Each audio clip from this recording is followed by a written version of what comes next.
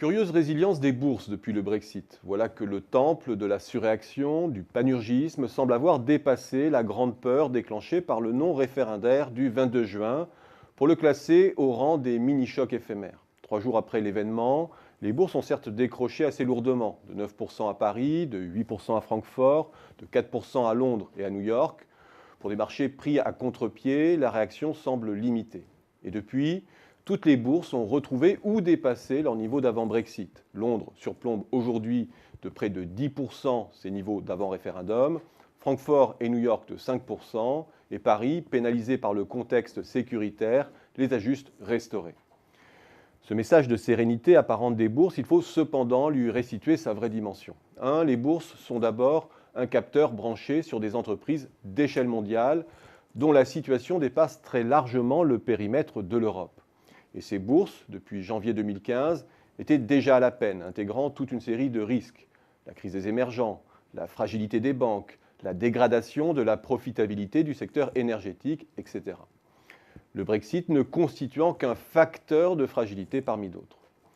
2. Le Brexit est un événement qui marque le temps long. Ce n'est pas celui de la bourse. Le processus est lent et change peu les choses en apparence, puisqu'il consiste à restaurer, sur la base d'accords bilatéraux, une situation qui pourrait s'approcher de l'existant, parsemée de dérogations qui font déjà du Royaume-Uni un semi-partenaire de l'Union.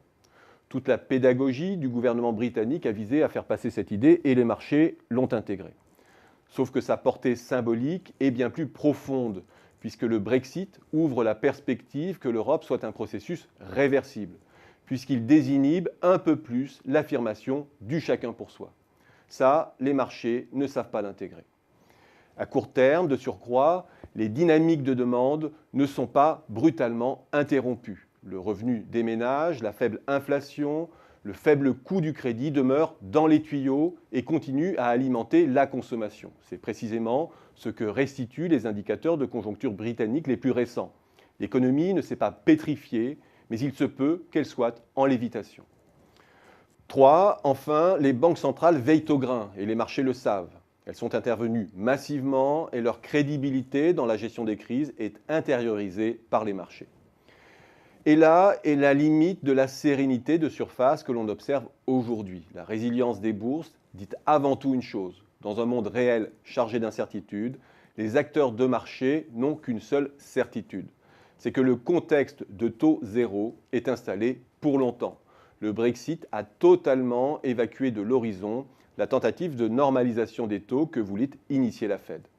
Ce changement d'anticipation joue comme un puissant facteur de soutien des cours. D'autant que ces derniers demeurent très en deçà des niveaux théoriques qu'ils pourraient atteindre si le niveau des taux actuels devenait un régime permanent.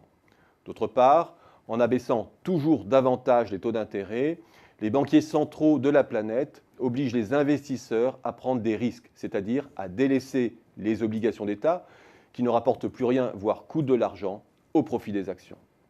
En fait, le Brexit est un choc d'offres diffus. Il modifie les choix d'allocation du capital, il paralyse certaines décisions d'investissement bien au-delà du Royaume-Uni, mais ce type d'effet n'imprime sa marque sur la croissance que dans un horizon long qui n'est pas celui de la bourse, on l'a dit.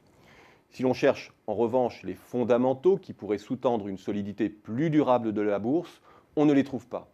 Les résultats des entreprises se dégradent de part et d'autre de l'Atlantique, les perspectives de croissance demeurent molles, les risques de rupture bancaire, politiques et sociaux demeurent latents, et dans ce monde incertain, on fait jouer à la bourse un rôle qu'elle ne devrait pas, celui de refuge.